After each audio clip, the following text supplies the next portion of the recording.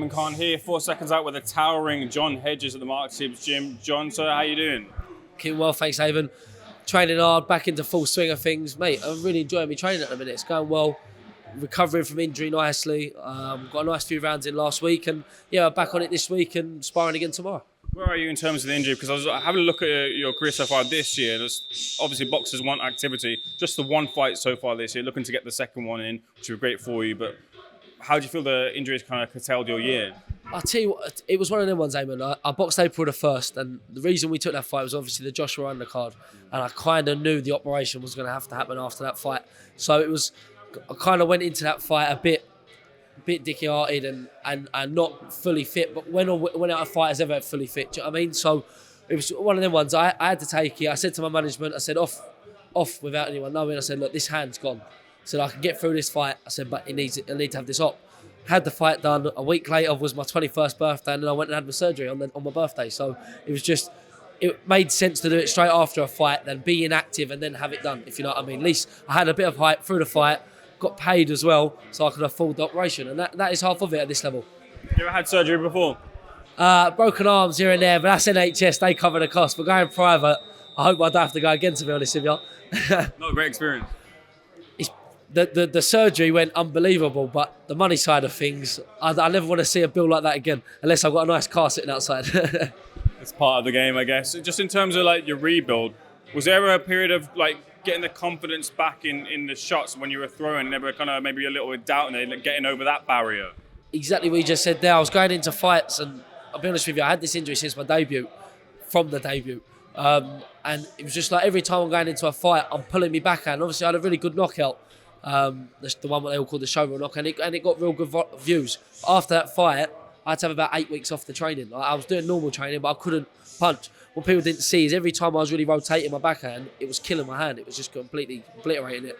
And then after going to see the doctor, what basically happened is you got like a cobweb in your hand over the top of your bones, and that had all broken down. So that's why I could just touch that and it would swell up, and it was mad. It was swelling up all the time. So the operation was well in need. I got myself into a position where I thought, you know what, I've had a big card here. I'm 8-0. Let's slow my career down a little bit, which won't hurt. Let me mature and go get it done. And that's the opportunity we took. It's a little bit of cliche, but do you feel 100% right now? Where do you feel? Yeah, do you know what? The last couple of spars, we're sparring Craig Richards down Matchroom. The first one, I felt shocking in there. Like, the timing was good, surprisingly. It was just, I was fit to death and throwing my hand. I still felt weak. Slowly now, it's starting to come out, and I sparred 6 rounds on Friday with ease. Just cruised it, and hopefully I'll do another 6 tomorrow, and it should be even better again. So yeah, it's starting to, still not cracking, I wouldn't say 100%, but I'm 90% there, do you know what I mean? In terms of that spar, did you feel like Craig could sense it? Do you know what? Me and Craig are proper good mates outside of boxing, and he's in the sort of same stage as me. We've all got injuries. I'm not saying he's injured now, but we've all got our own niggles going on, and it's like, when we're sparring, if he catches each other with a good shot, we both have respect. It's like, bomb, all right, you sweet, and back to it. And that's the good thing with Craig. He's such a world-level fighter.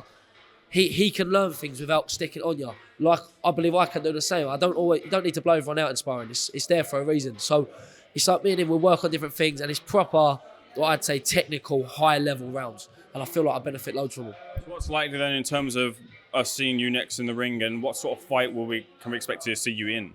Well, to be honest with you, I called it on myself. I said if the southern area is vacant or if that's hanging about, I'd fight for that next. I know I've only had 1 8-rounder, but I kind of believe in my own ability, and I feel like I've had 8 fights now, but obviously I had a good amateur pedigree. So I don't feel like I'd be in the deep end. I do honestly believe I'm southern area level. So that whole, you're only 21, holds up. Well, let me just prove it to the public, and then I can slow down from there if I need to slow down. But I genuinely believe I'm ready for a southern area, but probably wouldn't hurt an 8-rounder. If we look at it logistically, I've only done 1 and I've been out injured since. So if there's an 8-rounder end of this year, I'll take that. Early next year, take an 8-rounder, then box for a 10. But like I say, if it's vacant, I'm up for taking it straight away, jumping with a 10-rounder. It might not go the distance, and even better. Good attitude to have, but do you feel the need to push on, or are you happy with where you're at? Do you know what, Ayman? I'm very happy in the position I'm in. I get that question quite a lot, and people are like, when's the big fights, when's this? And I've got kind of like a good stable around me in the sense that we're all quite wise, and I know my level, I know my boxing ability, and I genuinely believe my boxing ability's up there with world level, but my physicality ain't there yet. I'm 21, I'm a kid against these grown men, so I might outbox you for 6, and then suddenly for the next 4 or 5 rounds you're putting me in trouble because you're a man. So I want to be physically ready for that step up, if you know what I mean. But like I say, I believe at this level I'm Southern Area level for anyone. So why not prove it? And then if I step up, kind of not, I wouldn't say pick and choose the fights, but we're boxing people, aren't we? So have a look who's there. I'm not going to be fighting no billam-smiths anytime soon because I'm not that stage yet. But over a couple of years, I believe I'll get there. In terms, you mentioned obviously the cruiserweight scene is a thriving one right now. billam-smith leading the way. We saw Jai Opetaia recently in a very impressive performance. I'm sorry to stop you there. I think Opetaia is one of the greatest fighters I've seen live, and people might disagree on that. The next Tyson Fury. Hear this, man. Hear this, man. The next Tyson Fury. I ain't saying it no more. Just keep an eye on his kid. Forget them glasses, I found them. All right, I can't see without them. The next Tyson Fury. All the way. Telling you. Sorry. Well, look, you've heard it from the man himself. I genuinely believe my boxing ability is up there. Like that's what I've said from the start. I've never spoke out of turn. I don't chat shit for the camera. I believe my boxing ability is there. And what I was saying there, Ayman, before he jumped on, I think it's all just a process with me. I'm in a very good place for my age. And like you say, been a bit inactive this year, but I still had 8 fights and I'm only 21. So in consideration of where I'm at for my age, I'm in a good place. And I think knocking on doors. And like what I was saying there about Opetaia, I believe that's my sort of style. The way he's this awkward southpaw, he's very fast for a cruiserweight, very slick, but he now can bang because that all comes together, if you know what I mean. Like there's a lot in the cruiserweight division I believe are a bit punch reliant and a bit overly powerful, but the skill level right there. So I want to bring it both together, and I believe I could. Mark certainly has an eye for talent. Am I right in saying you have sparred Tyson Fury? I believe. No. So he, the whole, he did make a little bit of a news clip. So Tyson was looking for sparring for Usyk. So I offered myself forward, southpaw. I'm lighter. I move well, and hopefully he takes us up on it one day. Like I'm 6'6", so I've got the height there. If he needs it, I'd love to be that opportunity. If it ever come, I don't need paying. I'd pay to do it. So that's the truth. I'm sure you'll get that opportunity in the future. But we were saying about the cruiserweights, Chris billam-smith versus Masnak coming up. He obviously defeated his friend Lawrence Okoli. Rematch coming soon, pending. But do you feel it comes to the challenge of Masnak?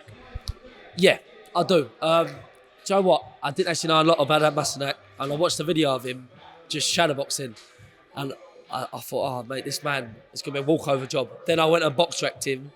Right, this man is very experienced. Like he's been there with everyone, so he's gonna give billam-smith a night's work. And if anything, if he don't show up, Chris, he's gonna get beat. And I think it's a proper banana skin, this sort of fight, because he's kind of old now, that Masnak, and he's coming to that stage of his career, but he's still a great fighter. He's so in the cruiserweight division. I genuinely don't always believe it's skill and ability what wins. I think sometimes the strong man and the experience is key. Who is your number one right now? You've got obviously billam-smith, Jai Opetaia, Breedis is still around the mix as well too, as is Okoli and Rakbor. But who's your number one? Opetaia by far, man. I was such a big fan of him. After he beat Jordan Thompson, I didn't know a load about him. All I knew is he got his jaw broke and still managed to beat Breedis, and that is Breedis. I'm a big boxing fan away from boxing myself, so Breedis was someone I looked up to massively. I thought he was a great fighter, and I still do.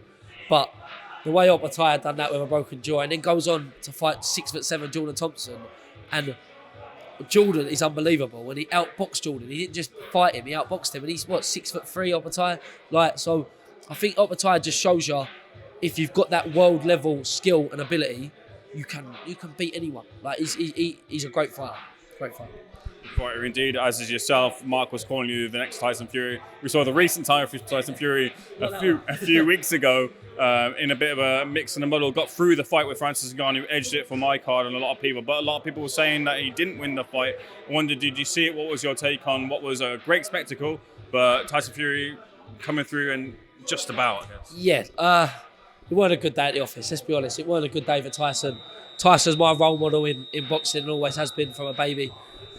So it's one of them ones. It was sad to see, if anything, because he deserves a great legacy in this sport. He deserves to be remembered after his days. But that sort of fight there could literally swipe your legacy as quick as it come.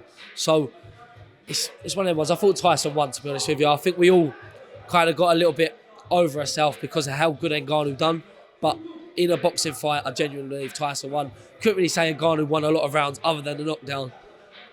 Maybe one or two after, but it was 6-4 in my opinion, like I say, I thought Tyson won. But yeah, it was a good day. I thought his brother Shane said it exactly right. What he said was basically, this could be the new Tyson. We all keep saying he's the man, the myth, the legend, but maybe age is catching up. He's had a lot of fights, been put down a fair few times now. It could be the new Tyson. Could be the case indeed. Did that do anything to change your mind on Fury versus USYK at all? I think Fury still beats Usyk. I'll be honest with you. I think Fury's a boxing man who, let's be honest, if I fight Oppenheimer today, I'm going to put myself a lot up for it than I am against a journeyman. And I think Tyson went into that mindset that Ngannou weren't very good. And when you don't turn up, you're only seeing 10% of that fighter. I think with Usyk, Fury's going to have the best training camp, the best everything, and he's going to turn up with a little bit of fear. And that fear factor is what's going to make him win that fight. John, let's bring it back to yourself. You mentioned that you hopefully be out towards the end of this year, if not next year. But what can we expect to see from you when you're back in the ring? A lot more power, a lot more mature. And yeah, I don't like to be cliche and say knockouts, but I think you're going to start seeing if I clip people, they're going to go. And that's just down to me being maturer and filling my frame out, literally that. And yeah, explosive, man. I've got the skill set. It's just now the maturity's coming, and yeah, we'll be pushing on by next year. John Hedges, good talk. A real pleasure speaking to you. Can't wait to see you back in the ring. Thanks for speaking to Seconds Out. Thank you.